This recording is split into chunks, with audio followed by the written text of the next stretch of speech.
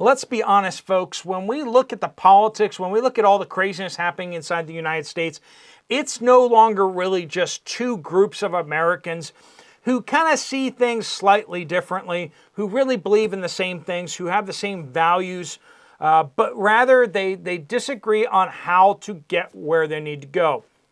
Now we have two fundamentally differing visions of where our country should go. We have a partnership of foreign powers and the freeloaders of our country, both of whom want to enslave all of us. They want to use us as tax donkeys. They want to sit around and not work while we have to work and pay them taxes and pay for all the funding of all of their great fairy ideas, right? The good idea fairy, that's who these people are. They want to spend other people's money. They're career politicians. They are people who do not really believe in the whole idea of freedom, do not believe in the idea of people having autonomy to pursue their own dreams. You now have the obligation to help pursue their dreams. And we've been seeing this. We had the rioting this week in D.C. And Tony Saruga out there, one of you guys tipped me off on that, over on Twitter, did some interesting research. He has access to the IP addresses of a lot of devices. They have so far confirmed 201 devices were just a few days ago in Milwaukee, Wisconsin. 201 of them. Now, I want you to take 201 people and shove them onto a bus. You can't do it. We're talking about 4, 5, maybe 6 buses. This was in Milwaukee, Wisconsin, attending now I was calling her Big K, but now I've been pleaded by you guys to start calling her Special K. So in the interest of keeping you guys happy, we are going to start calling her Special K. So Special K had this campaign rally in Milwaukee, Wisconsin, where so many people showed up. It's amazing how many people showed up. Well, it turns out that at least 201 of them were professional astroturfers paid to be there, bussed there, and then they were bussed to Washington, D.C. They're just tracking their IP addresses for their phones. All this hyper energy, wow, look at this massive crowd that showed up. How many of them were paid to be there?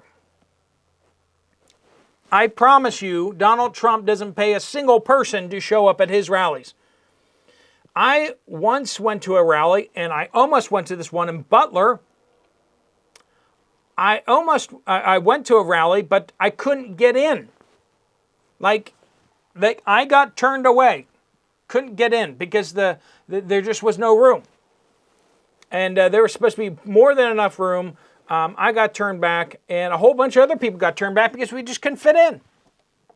What do you do with that? I mean, I wasn't paid to be there. I was just there. That was a couple years ago. That was back at 2020 election, right?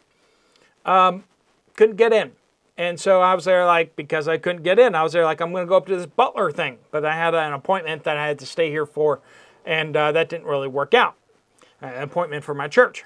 So I'm glad I didn't go in the sense of, it was a horrific and awful thing to be at. I would have been able to get a lot more footage for you guys. I would have certainly had my camera running, and we would have been having very different conversations over the last several weeks, right? But so 201 confirmed devices travel from Milwaukee, Wisconsin to Washington, D.C., where the rioting took place, right?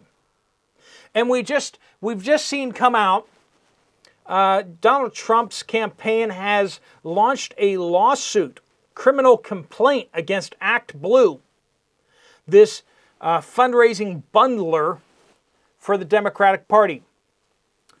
for several reasons. One is that they're fundraising for Joe Biden, and then suddenly they want to take all that money and just move it over to Special K. And I mean, she couldn't have fundraised all that herself. And you remember hearing all about like this, how she's raised so much money in just the last few days. Well, there's also an issue out there with that. We're now seeing that apparently what Act Blue has been doing has been taking large contributions from wealthy people like Hollywood types and billionaires and 100+ millionaire kind of places, taking these large contributions that are well past the campaign finance limits, and then soliciting lots of $1, $2, $3 pledges from people, and then taking these large contributions, breaking them up into $5,000 contributions from lots and lots of people. O'Keefe is out there actually interviewing people who showed up on Act Blue as donating tens of thousands of dollars. And these people never realized that they've donated anything. How is that? How is it that people who don't realize they're donating anything are donating tens of thousands of dollars? I mean, campaign finance, like that sure seems well into the illegal spectrum, right? It is not a whole bunch of people who are all for these things. When we see all these votes come in, how many of them are real? Do we have any accountability? Do we have any way of breaking open these electronic machines and seeing? Is there some kind of paper trail? No, there's no paper trail. Where is the paper trail? Singapore looks at us like we're crazy. Taiwan looks at us like we're crazy because they all vote on paper ballots. There is not a computer that checks them. They mark it up on the board. They count them by hand, they mark it up on the board, and then they text the numbers into the central offices where they are then checked against what was counted in front of cameras and in front of everybody. They count them one by one, and everyone can just stand around and watch them. Very different than our democracy. I think over the last few days we've been seeing how committed to democracy the Democrats are. They knew back during the primary that Joe Biden was losing it. They knew it, and yet they still shut down the whole primary. They did not allow any debates. Remember that? Remember how they didn't have any debates? They wouldn't let anybody compete against Joe Biden. They blocked out everybody. They knew that this is where they're going to go, and they did it on purpose to shield their eventual nominee from criticism. And given who it looks like their nominee is going to be, Special K, it makes sense that they did that, right? I mean, how else could you possibly move this forward? And think about this. Everyone who defaced the Columbus Monument out there with Hamas and all these other sickening vandalism marks, burned American flags, tore them down from in front of Union Station and burned them. And you might ask, why is there a Columbus statue there in the first place? Remember, it's District of Columbia. Washington, D.C. is Washington District of Columbia. Speaking to Columbus, right?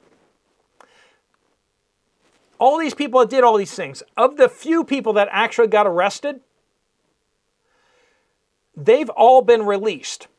And yet the kids out there that have put those skid marks on the rainbow crosswalks, they're being criminally charged.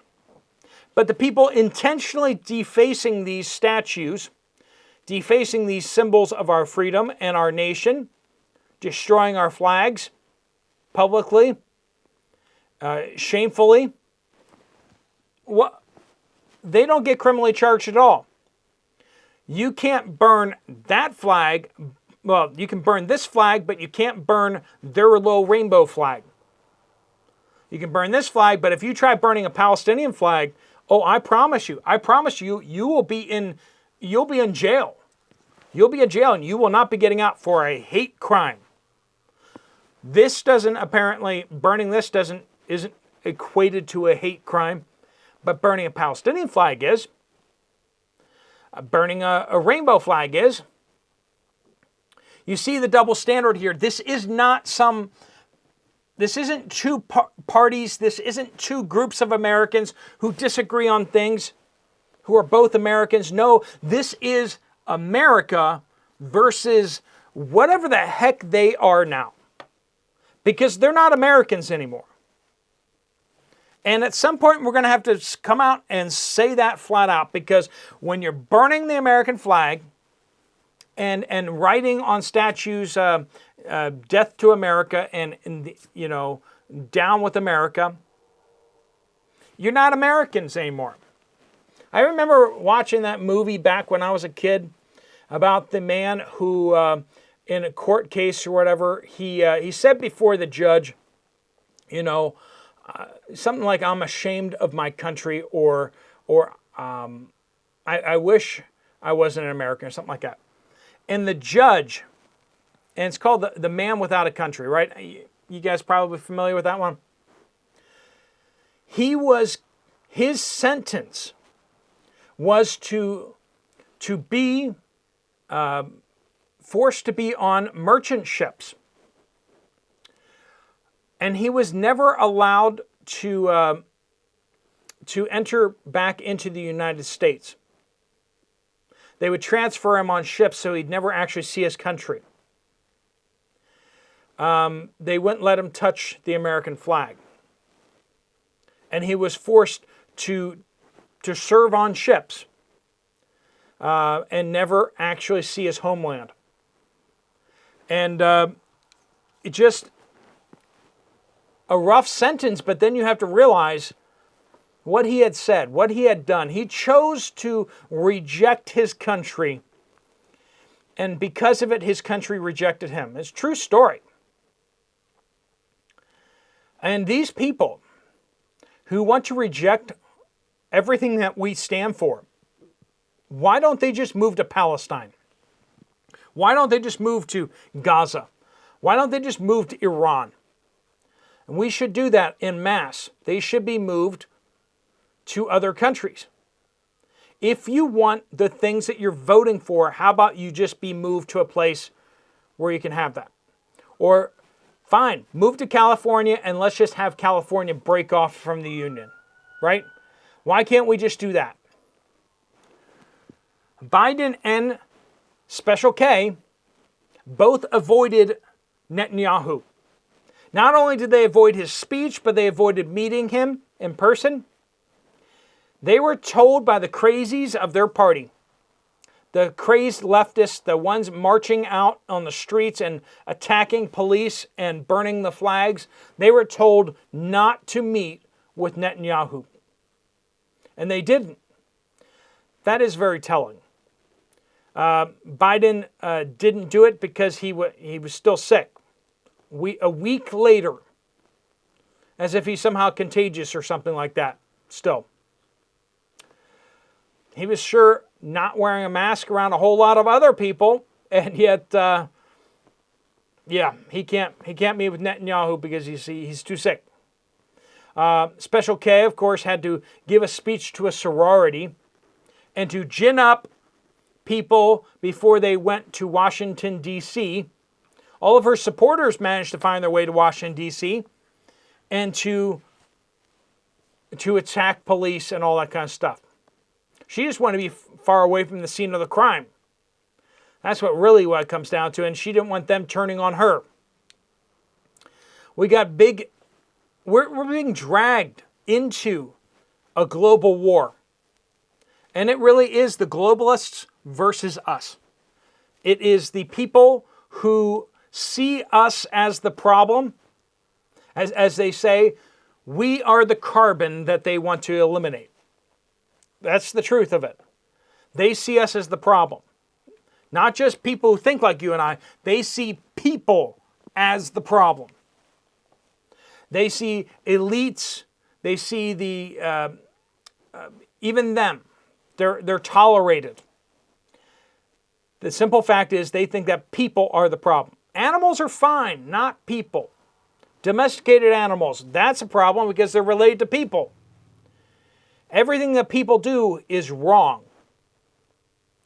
They do it more than all of us, of course. I mean, they tell us to stop driving cars that use up too much gas, and yet they're flying around on private jets, using up hundreds of people's worth of annual gas consumption on their private jet, right? I mean, the hypocrisy of it all. But they see us as the problem. And this is the war that is brewing, that we are in the center of. We are in the cold part of the war. The foreign powers and the freeloaders and the elites who think that they can control all of us, and the freeloaders that they've suckered into their plan, right? And they're gathered together, they're gathering their forces to lie, cheat, and steal any way that they can in order to enslave all of us. And that's where we are, friends. Are we going to stand up and fight back? Or are we going to watch our families be destroyed? Are we going to watch our nation be destroyed? Are we going to see them go after one person after the next person after the next person, knowing that eventually they're going to come after us? Friends, that is the choice before us. The shadow war that we are indeed fighting.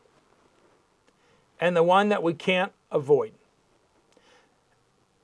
In a war, there really isn't many options. There is no negotiated truce when two sides' ends are so diametrically opposed. They want to enslave us and we want to be free. Then there is only one choice, and that is to win. And right now we're in the political phase of this, and we should engage with all of our might in the political phase of this. But we should also be thinking down the road to what comes next. What happens when they take to the streets because they're upset that politics didn't go their way? Or what happens when they cheat enough so that politics do go their way, when we know in fact that they didn't? What happens then? Are we prepared for that? Are we ready for that? We need to be prepared for what comes next, but we need to be fully engaged with the political process as much as we can be right now. All right, friends, we'll keep you informed here on this channel, and we're going to keep squawking no matter how much they tell us to shut up. So if you like that, please hit that thumbs up button. Make sure you are subscribed. I know a lot of you are subscribed. Some of you keep getting unsubscribed. Thank you, powers that be. If you want to check out another video from this channel, there's one right up here. I'll see you over there, or I'll see you guys later. Steve Poplar of the Poplar Report, out.